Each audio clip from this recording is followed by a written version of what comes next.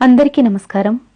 కూరలేమీ లేనప్పుడు అన్నంతో తినడానికి, అలాగే రసం, పప్పుచారు లాంటి వాటితో నంచుకోవడానికి, గుడ్డు తినని వెజిటేరియన్స్కి ఆమ్లెట్ లాంటి ఈ కందట్టు చేయడం కోసం ముందుగా కందదుంప తీసుకుని తొక్క తీసేయాలి. వట్టి చేతులతో కందని ముట్టుకుంటే దురద వచ్చి చాలాసేపటి వరకు పోదు కాబట్టి గ్లౌజ్ వేసుకోవడం మంచిది. లేదా తడి చేతుల మీద ఎక్కువ ఉప్పు రాసుకుని అయినా కట్ చేసుకోవాలి. దీన్ని మట్టి లేకుండా బాగా కడిగి సన్నగా తురుముకోవాలి.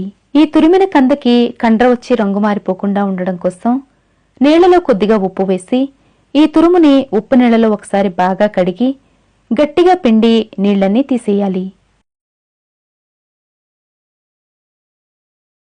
తర్వాత మంచినీళ్లలో మరోసారి బాగా కడిగి నీళ్లు పిండి ప్లేట్లో తీసి పక్కన పెట్టుకోవాలి. ఇప్పుడు తినే కారాన్ని బట్టి 10 వరకు ఎండుమిర్చీలను రోట్లో వేసుకుని రుచికి సరిపడా ఉప్పు వేసి మెత్తగా దంచుకోవాలి.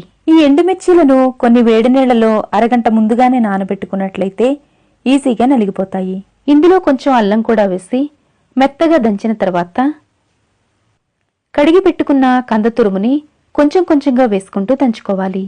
ఇది మరీ పేస్ట్ లాగా కాకుండా కొంచెం బరకగా ఉండేలా చూసుకోవాలి. దీన్ని ఒక గిన్నెలో తీసుకుని కొంచెం కరివేపాకు, అర స్పూను జీలకర్ర, చిటికెడు పసుపు, పావు స్పూను ఇంగువ వేసి ఇందులో బైండింగ్ కోసం, అలాగే అట్టు కొంచెం క్రిస్పీగా రావడం కోసం పావు కప్పు బియ్యం పిండిని కొంచెం కొంచెం వేసుకుంటూ కలుపుకోవాలి.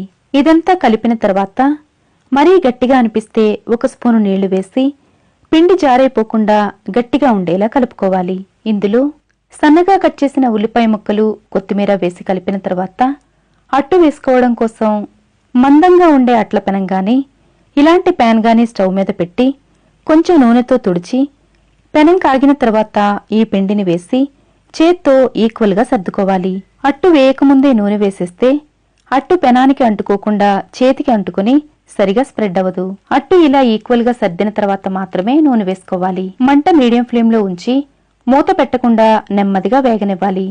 ఒకవైపు వేగిన తర్వాత రెండో వైపు తిరిగేసి మరొక స్పూను నూనె వేసి వేగిన తర్వాత సర్వ్ చేసుకోవడమే. కందతో చేసిన పులుసు, వేపుడు నచ్చని వాళ్ళు కూడా టేస్టీగా ఈ ఆమ్లెట్ చేసుకుని తినొచ్చు. సింపుల్గా ఈజీగా చేసుకునే ఈ ఓల్డ్ రెసిపీ మీకు నచ్చినట్లయితే లైక్ చేయడం మర్చిపోకండి. Thanks for watching.